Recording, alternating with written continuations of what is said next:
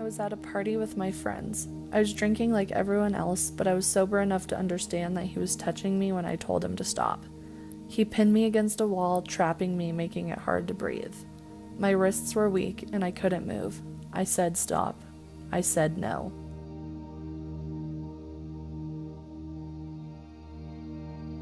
When I finally got the courage to tell somebody, I was asked if I was drinking too much.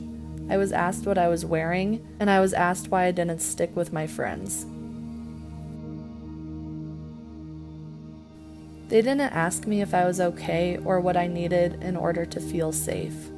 They asked me if I was thinking clearly, because if I were to report him, I would be jeopardizing his scholarship to play football, and that I could ruin his career. They teach girls how not to get raped.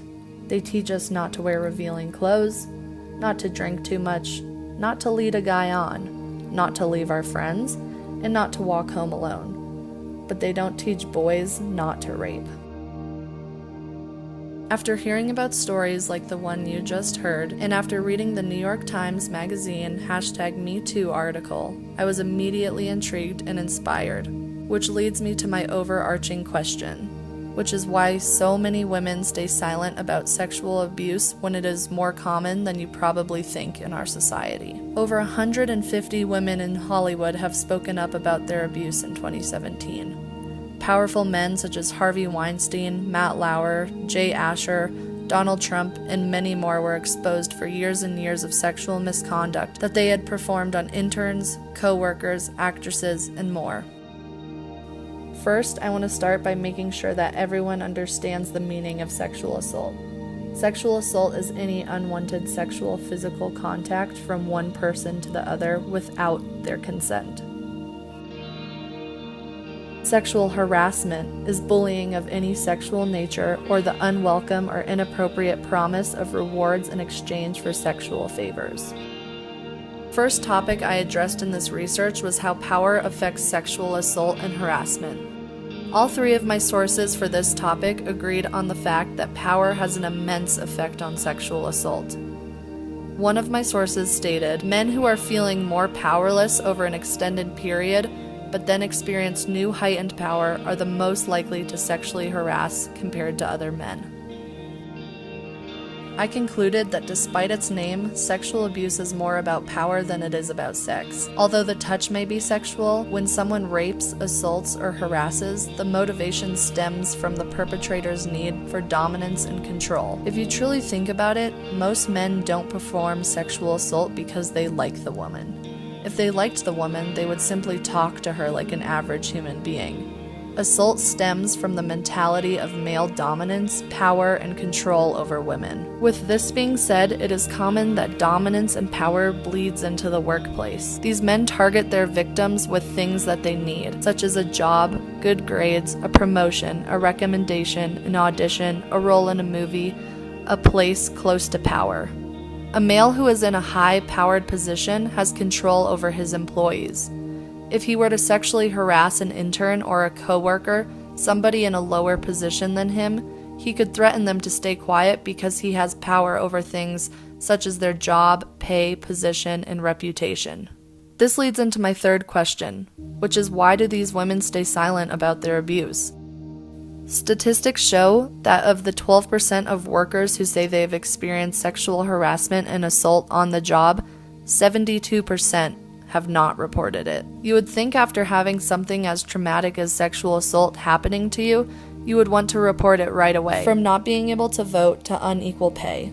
Objectification in the media and the real world have damaging effects on women. If a woman were to have sexual relations with another male, it is common that she would be viewed as a slut or an object, and the male would be praised for his actions. A source claims that women are oftentimes afraid to speak up about their abuse because of such things such as being fired from a job, their families being threatened, and their reputations being ruined.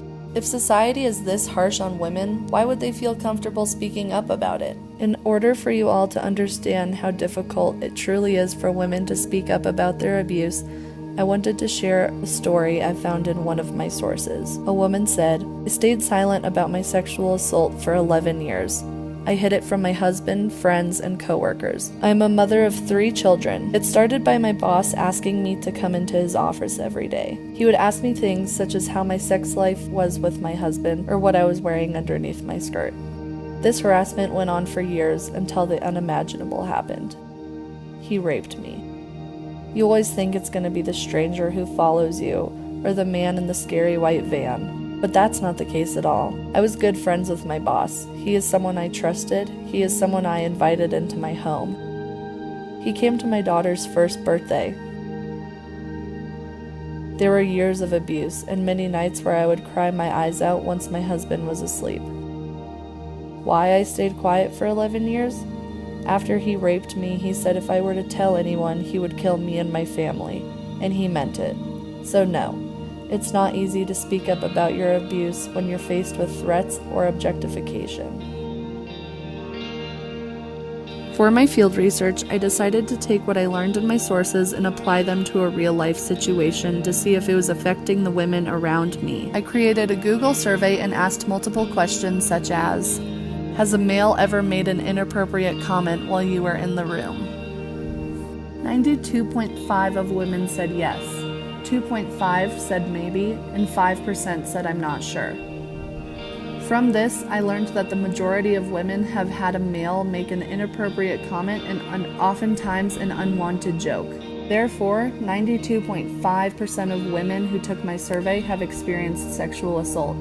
I then asked a simple question of, do you work? 92.5% of women who took my survey said yes, that they do work. Only 7.5% said no. I then wanted to dig deeper on this question. I said, if answered yes about work, is your workplace male-dominated? 18.2% of women said it was about equal, 24.2% said no, and 54.5% of women said yes. I wanted to tackle a problem I heard a lot about in my research, which is that oftentimes sexual assault and harassment branches from male-dominated work environments.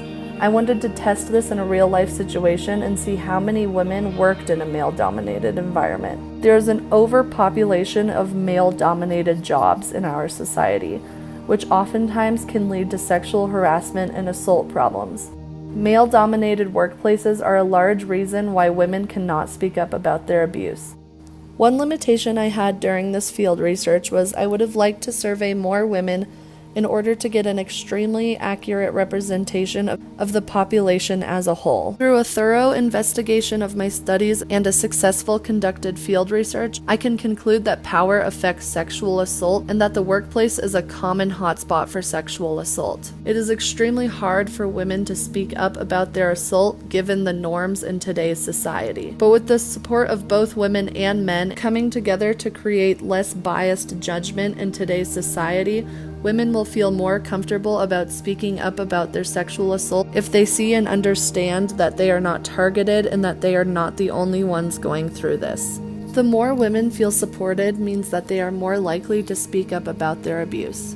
I can't promise that sexual assault will ever go away, but we can help support each other by speaking up about things that we see and hear. Both men and women can support each other by creating an unbiased relationship of trust. If we create a more open and welcoming space for women in today's society, we can change the unbreakable silence of sexual assault and how we treat others. Thank you.